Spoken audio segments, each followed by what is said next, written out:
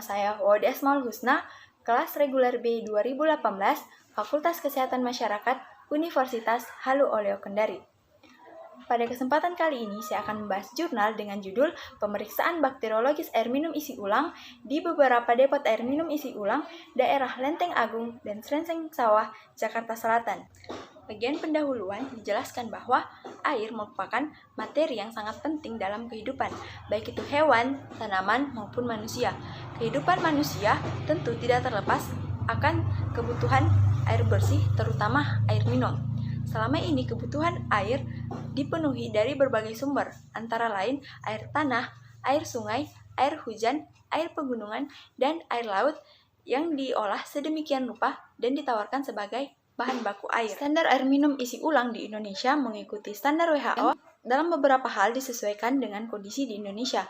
Pertama, pada tahun 2002, Departemen Kesehatan Republik Indonesia telah menetapkan kriteria kualitas air secara mikrobiologis melalui keputusan Menteri Kesehatan nomor 907 tahun 2002 bahwa air minum tidak diperbolehkan mengandung bakteri coliform dan Escherichia coli.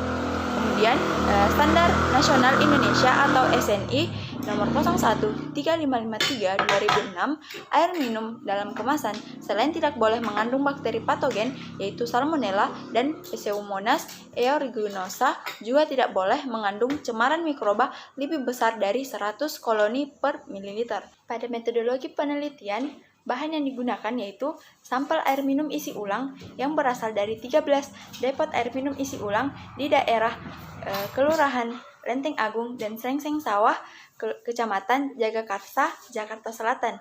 Dan kedua, media perbenihan.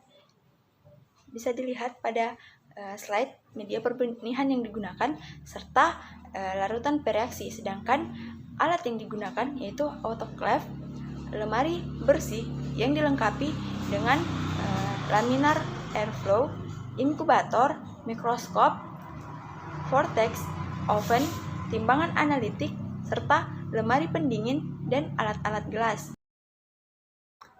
Cara kerja yang pertama yaitu pengambilan dan penanganan sampel. Jadi sampel diambil dari keran air yang siap minum dengan menggunakan botol steril masing-masing sebanyak 500 ml secara aseptis. Kemudian sampel dikocok homogen dan dipipet sebanyak 25 ml ke dalam labu steril yang telah berisi 225 ml larutan pengencer dan dikocok sampai homogen. Selanjutnya, pada pengujian angka lempeng total, itu dilakukan sesuai dengan prosedur yang telah ditetapkan. Dari masing-masing hasil pengenceran, sampel dipipet 1,0 ml ke dalam cawan petri steril, kemudian dituangkan 15 hingga 20 ml media PCA yang telah dicairkan dan didinginkan hingga temperaturnya 45 derajat Celcius. Yang ketiga, pengujian bakteri coliform.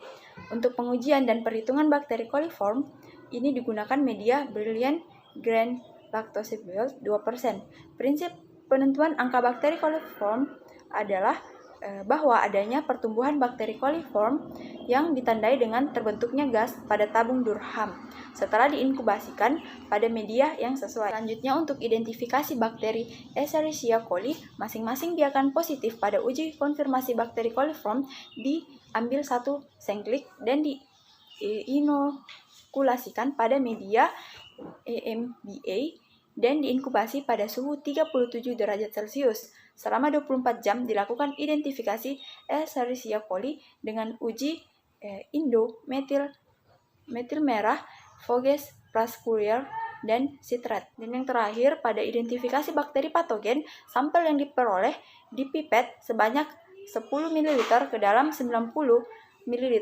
nutrient board dan diinkubasi pada suhu 37 derajat Celcius selama 24 jam. Hasil biarkan dipipet masing-masing 0,25 ml, kemudian diinokulasikan pada media selektif yang sesuai dengan jenis bakteri patogen yang akan diidentifikasi sesuai dengan prosedur yang telah ditetapkan. Selanjutnya, pada bagian hasil dan pembahasan, sebagaimana yang terlihat pada tabel, Di antara 13 sampel air yang diuji, ada 2 sampel yang angka lempeng totalnya tinggi, yaitu sampel nomor 3. Hal ini menunjukkan bahwa ada 2 sampel yang angka lempeng totalnya melebihi batas cemaran mikroba yang telah ditetapkan. Dan pada tabel selanjutnya menunjukkan bahwa di antara 13 sampel air minum yang telah diuji tidak mengandung bakteri E. coli, coliform, salmonella, Clostridium perfringens, dan bakteri Pseudomonas aeruginosa, sedangkan bakteri Staphylococcus aureus ditemukan pada 4 sampel dari 13 sampel yang diperiksa. Hanya itu yang dapat saya sampaikan, kurang dan lebihnya mohon dimaafkan. Wassalamualaikum warahmatullahi wabarakatuh.